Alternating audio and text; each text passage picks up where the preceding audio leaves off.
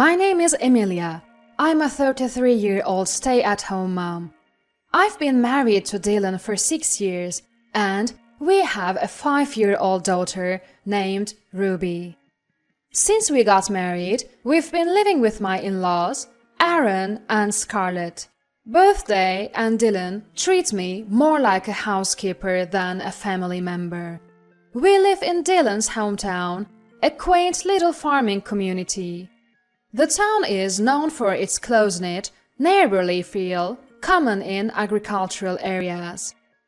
My in-laws are farmers, and ever since I married Dylan, they've piled farm chores, housework, and even neighborhood committee duties onto me. No matter how much I protest, they simply say, "It's the duty of a daughter-in-law." While the folks on the committee are nice, and housework is manageable, it's the field work that's particularly exhausting. I eventually got the hang of operating machinery like the combine harvester, but it was hard at first. Other tasks, like weeding, still tire me out. You really are slow, aren't you? You act like you're some kind of aristocrat. I'm sorry, Scarlett. Move faster! With your awkward posture, weeding will take forever. I'm sorry, Aaron. Every day was an apology to Aaron and Scarlett, whose words were cutting. Occasionally, they'd throw out harsh terms like stupid and inept, making me feel emotionally and physically drained. Hey Dylan, could you please talk to Scarlett and the others? My body can't handle this. Dylan responded with a vague smile. Come on, my parents are getting older. Help them out, we're family. That was his dismissive answer. But his expression shifted from casual to stern. What else are you good for except the chores my mom asks you to do? You're in no position to complain.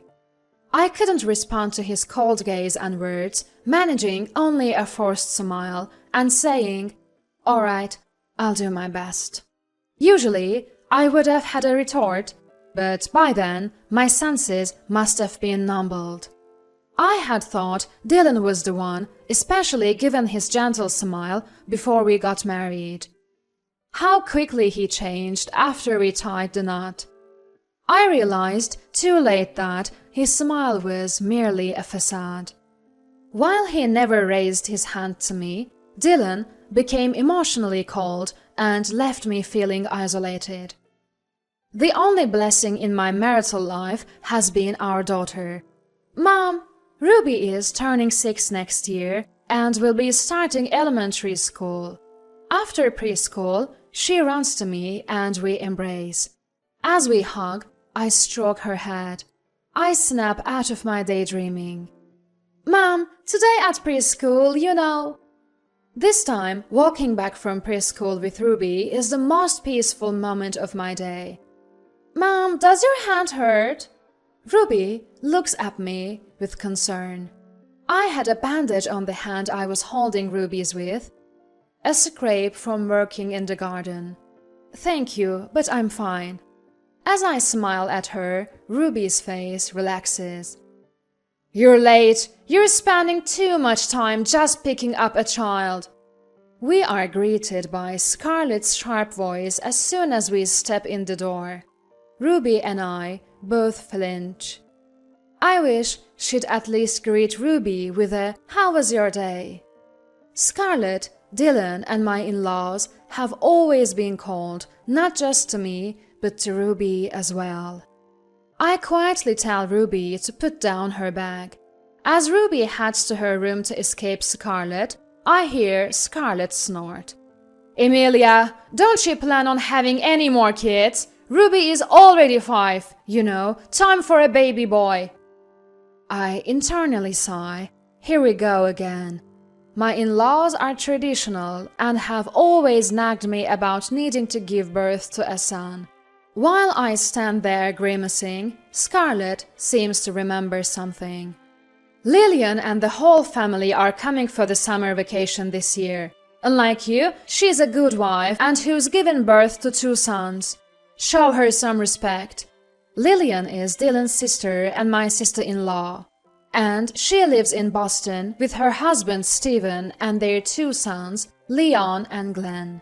They are as self-centered as my in-laws, and I find them hard to get along with.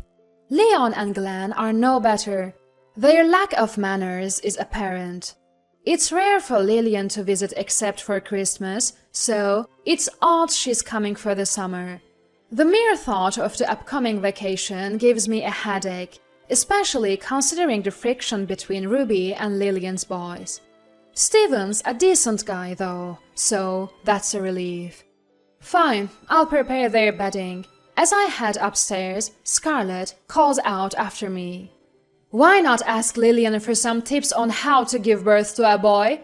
My head heats up at her insensitive comment, and I feel dizzy. I turn back and see Scarlett's unsettling smile.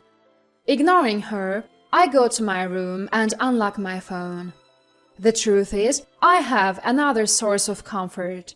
Messaging with my first cousin, Nevaeh, who's like a sister to me. She's also a housewife and lives in Boston. We vent to each other about our families. We can't chat long because we both live with our in-laws. But these small exchanges are one of my stress relievers. I open WhatsApp to tell her about what just happened with Scarlett, but stop. There's already a new message from Nevaeh. Reading it, I'm shocked. About a month later, Lillian comes to visit for the summer vacation, bringing only her sons, Leon and Glenn. Scarlett tilts her head, puzzled by Lillian's actions. Hey, where's Stephen? Ah, he got caught up with some work. At Lillian's response, ah, that's a bummer. Well, make sure you all relax and recharge. Scarlett nodded in agreement. Let's play with water in the yard! Leon and Glenn tossed their bags by the door and dashed outside. Peering out, they had turned on the garden hose to full blast, splashing water all over the yard. If they keep spraying water like that, it's going to be tough cleaning the walls. And Aaron's cherished potted plants were nearby too. Unperturbed, Leon and Glenn happily splashed water and mud at each other. Wondering where Ruby was, I glanced around and saw her watching Leon and Glenn's antics from an upstairs room. Ah, I'm tired. Housekeeper, where's the food and coffee? You're as slow as ever. After tossing her bag in the living room and sprawling on the sofa, Lillian said this as she cranked up the air conditioner. I suppose by housekeeper you mean me. I silently poured coffee into a cup and set it down with a clatter in front of Lillian. A bit of coffee sloshed out of the hastily placed cup. The room fell silent, perhaps shocked by this uncharacteristic move. Excuse me? Do you even know your place? After a beat, Lillian glared at me, visibly angry. Dylan, who was nearby, looked surprised, and mother-in-law was also visibly angry. The old me would have apologized immediately, but today was different. Looking down at the seated Lillian, I finally spoke. Small world, isn't it? Your affair is with my first cousin's husband. You're done.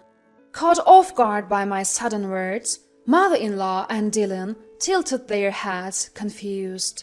But Lillian, right in front of me, was visibly shaken, her eyes wide and her face pale. To explain, let's rewind to the day I found out Lillian was going on a summer vacation.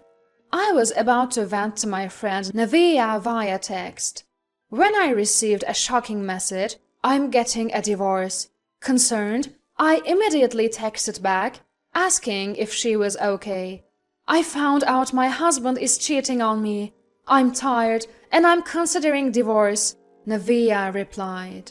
I could sense a myriad of emotions from her concise message. Can we talk tonight? She texted, and I agreed. That evening, after making sure the family was asleep, I quietly slipped out of the in-laws' house. I unlocked the small shed within the grounds of the in-laws' house, thinking it would be a good place to talk privately.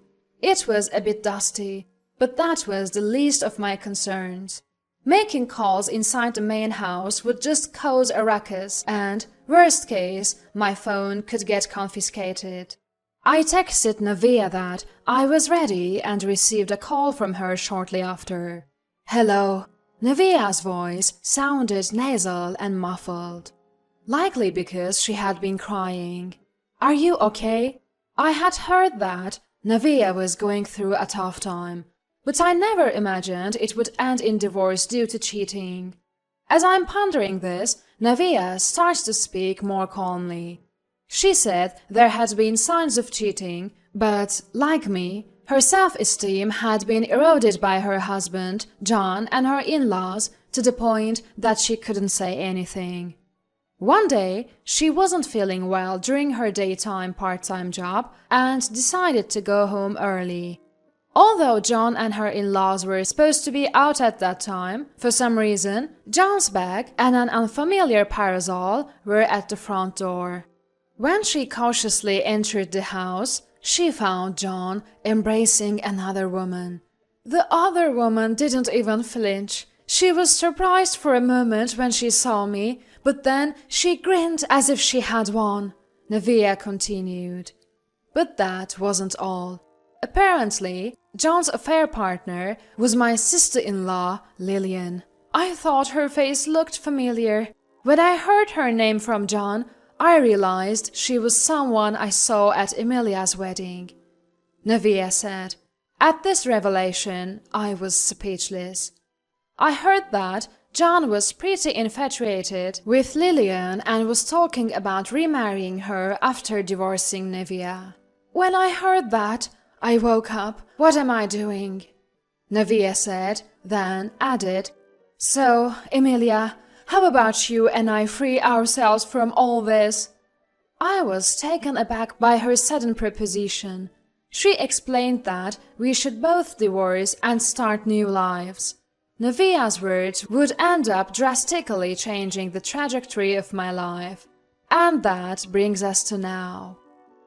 Upon hearing my words, Lillian's face turns pale and she trembles, while my in-laws angrily accuse me of making no sense. But when they see Lillian's face, they quickly realize the truth. My in-laws start interrogating Lillian.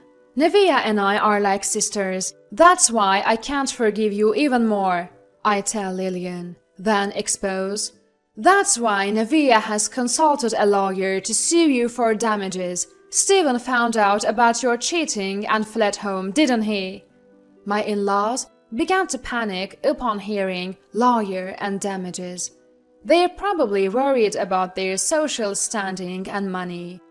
Then Lillian, who had been pale until now, glares at me defiantly. So what? Even if I come back to this house, you'll just be working as a legit housekeeper, she says. I just smile. That's not possible. I'm divorcing Dylan too, I say and pull out the divorce papers with my signature on them. Dylan, who had been watching all this like it was someone else's problem, suddenly starts frantically switching his gaze between the divorce papers and me. Realizing I was dead serious, Dylan tore up the divorce papers into tiny pieces. What will happen to Ruby? You think you can raise her on your own? Dylan's voice quivered as he spoke, showing a rare glimpse of human emotion that I hadn't seen in a while. Forgot that I was a working professional before we got married. Actually, I've already got a line on getting back into my old job. Hearing me speak assertively, Dylan looked like a fish out of water, opening and closing his mouth in disbelief. Behind him, Lillian was getting an earful from mother-in-law while she rambled incoherently. And the sounds of Leon and Glenn laughing as they played in the muddy yard filled the air. I pulled out a spare set of divorce papers I had prepared for just such a moment. I've also decided to file a claim for damages against you, Dylan and Scarlett. My lawyer will be in touch, so please direct all future communication to them. Dylan stood there in stupor, as if drained of all life. Nevia had already consulted with lawyers she knew, and she introduced me to them. I paid the initial fee from my savings from when I was single and agreed to pay the rest from the settlement money. I made the time to meet with the lawyer, leveraging moments when I was out for community meetings. The recordings I had of mother-in-law and Dylan's verbal abuse, along with a detailed diary of what had happened, worked in my favor. The lawyer assured me this is definitely to our advantage. All the caution I had exercised, thinking it might help me one day if I decided to divorce, paid off big time. "Hey, don't make decisions without us!" Scarlett and the others noticed our conversation and started to confront me all at once. "Scarlett, Aaron, you've been so kind to me until now. I know the ladies in the community don't like Scarlett, but please do your best to build good relations with the neighbors after I'm gone." Maintaining my smile, I added, "And Aaron, maybe cut back on the affairs with young women and work together as a family. You'll need it." I subtly revealed Aaron's affairs while expressing my gratitude for everything so far. In a way, I truly am grateful to this family. I figured if I could manage with them, I'd be fine whenever I go. Upon hearing me, Scarlett and Lillian both turned their eyes towards Aaron. I had once witnessed Aaron cheating and had kept quiet about it. But now that we're getting divorced and becoming strangers, there is no reason to stay silent. While Scarlett and Lillian turned their ire towards Aaron, I walked past a stunned Dylan and headed upstairs. With just a few belongings and holding Ruby's small hand, I left the in-laws' house. As I headed toward the station, feeling more relieved than I felt in years, I ran into a woman who's known around here for loving gossip. I told her everything, what I had gone through and what had just happened. 2 months later, my divorce with Dylan was finalized. Nevia's was too. Dylan transferred more money into my account than he was required to, saying it was for mother-in-law, and I even received an apology letter from mother-in-law. I haven't responded. I have no plans to associate with them anymore. Thanks to the gossip-loving woman, they're now under criticism from the community, labeled as a morally harassing family abandoned by their sons' wives, and moreover, the daughter came back home after cheating. Apparently, mother-in-law had to sell off their fields to pay me and Nevia the settlement money. And I've heard that mother-in-law is now treating Lillian like a housekeeper. Right now, there is chaos due to Aaron's affair, as I found out through a call from Dylan. I ignored it. It's none of my business anymore. Ruby smiles much more now compared to when we were living at the in-laws. Right now, she's enjoying pancakes with a freshly divorced and cheerful Nevia. If it weren't for Nevia's intervention, I might never have awakened. From now on, I am living for Ruby's and my own happiness.